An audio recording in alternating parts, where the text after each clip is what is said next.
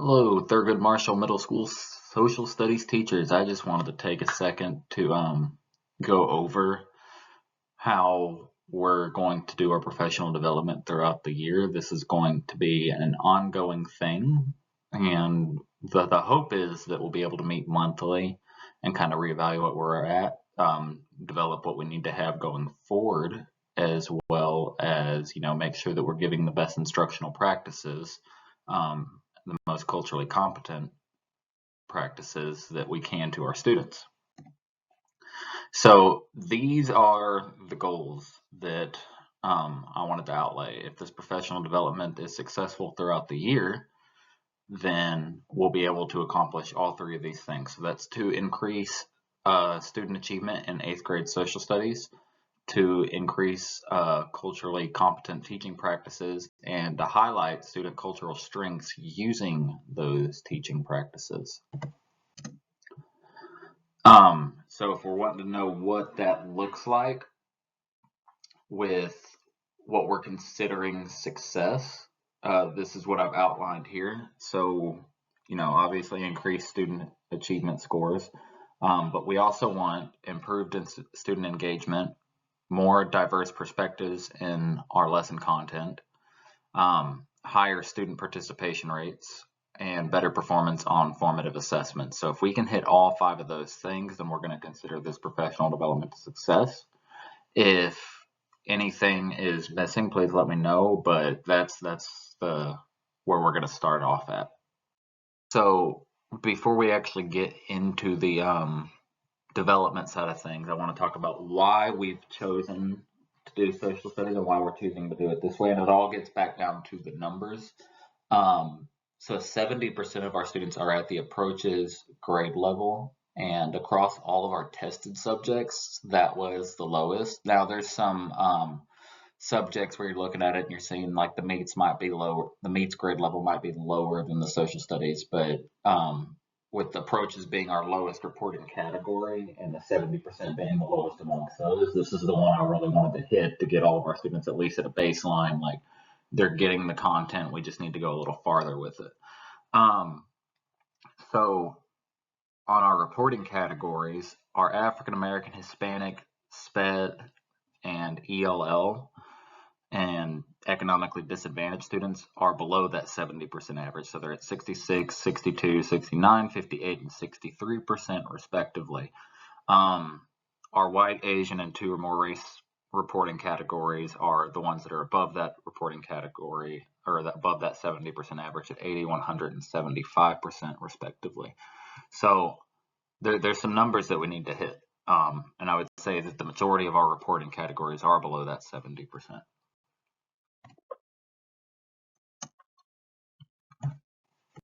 Talking about demographics, 22.3% of our students are African American, 35% are Hispanic. So that right there will tell you, because again, those 2 categories are below that 70% on the previous slide.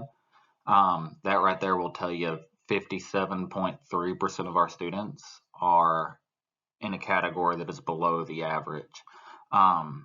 37.6% are in the white, 2.8% are in the Asian, and 1.6% are in the 2 or more races category, while 15.8% are in SPED, 73.7% in economically disadvantaged, and 11% in ELL.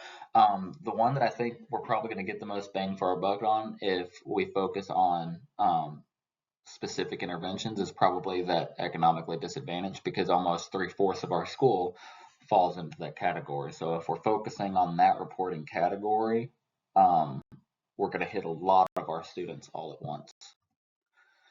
So let's get into the activities. I don't want this to be a PD where I'm just going to sit up here and lecture you and talk to you about what the best practices are. I want us to engage together, and I want us to make sure that we're coming together to increase our instructional practices and increase our culturally competent teaching practices. So our first activity that we're going to do is I'm going to give us about 10-15 minutes, and I want us in this classroom to create a map outlining your students' cultural strengths. Specifically, I want us to focus on how those strengths can be leveraged during our social studies instruction.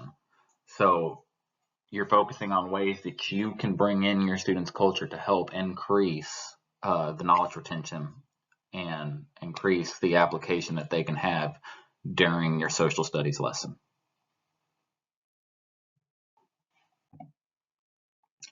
So if we've done this correctly, so what we should be realizing is what exactly cultural competency is. So what cultural competency is leveraging those students' cultural background to strengthen their understanding of the lesson. What it is not is just saying, oh, well, I know this student came from here, or I know that they do this and this. You can know what they do like it's a fact sheet, but that doesn't actually mean you're using it in a successful way in the classroom. Okay, so for our next activity, what we're going to do, again, we're going to take about 15-20 minutes.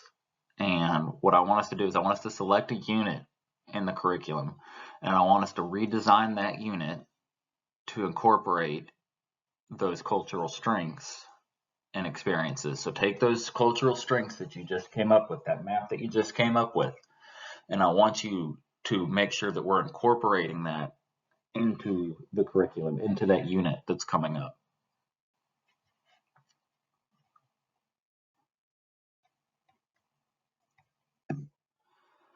So what we should be focusing on now that we've done that, is if we've done this correctly, we'll notice that small adjustments, and it's going to take until we get back into the class for you to see that adjustment, but small adjustments like that we just made can significantly impact our students' engagement and understanding.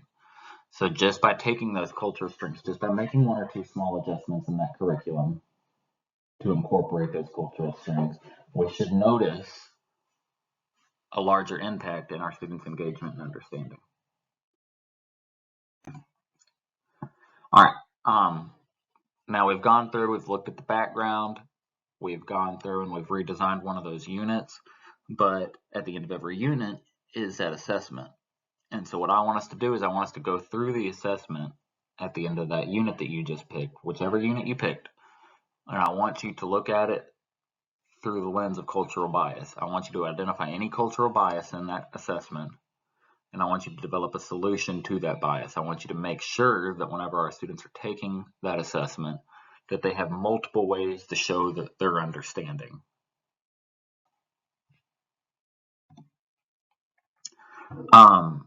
And so, like I said before we started that activity, assessment should reflect diverse perspectives and allow multiple ways to demonstrate mastery.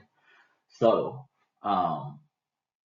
if we've redesigned that assessment correctly, they're going to have more than one way to show you that they understand the curriculum, to show you that they understand what lessons you've been teaching in the classroom in that unit. All right. Now, what I would like you to do before leaving this PD today is I want you to write down one thing, whether it was using that map for our students' cultural strengths, whether it's the redesigned unit, whether it's the assessment that you just developed a solution for because of the cultural bias. And I want you to write down one thing that you're going to take into your class next week. So make sure you might not use everything we've discussed, but I want you to take at least one thing. I want you to try it. And some of us are going to have to get outside of our comfort zone to do that. But I want you to make sure that it is incorporated. You can pick whichever one, but make sure you incorporate at least one thing into your classroom next week. And if you do that, the goal is for us to come back, like I said, monthly, and notice that continuous improvement, that's the key to ensure positive students' outcomes. I'm not going to go in and tell you, you need to incorporate all these things at once. That's a big overhaul. That's a big way of changing how you think. It's going to have to be slow. It's going to have to be gradual, but it is going to have to happen. And so, like I said, just one thing, and make sure that we're always implementing that one thing. Don't just do it one day and be done. Make it a permanent change in your classroom. And so when it comes to follow-up, what we'll notice is this is a cycle. So we're going to come back next month. We're going to do this again. We're going to meet monthly to determine success or what our next steps were, talk about what's working, what's not working, and what we need to do. Throughout the month, I'm going to set up a peer observation schedule so that your fellow teachers can go in and they could be a third set of eyes, because you got you, your students, and then this person. They can tell you from an outside perspective, like, hey, this is working or it's not. We're also going to develop student feedback surveys so that they can put their input in, because you have your input, that peer that's coming into your classroom has theirs, but the students are the ones getting the lesson. So they're going to need to be able to tell us, like, hey, I feel like this is working or I feel like it's not. Once that comes in, we can pull that into student test scores, and we're going to develop a data tracking system. And that's going to be able to tell us, looking at numbers, looking at those student surveys, looking at those peer observation feedback forms, how well we're doing. And that's going to determine whether or not what you implemented was a success, or whether or not what you implemented needs to be reevaluated for something else. So, and you'll notice, like I said, it's a cycle. It's going to go around and around and around, and hopefully, like we said on the previous slide, we'll have that continuous improvement and continue to strive for teaching excellence and culturally competent practices.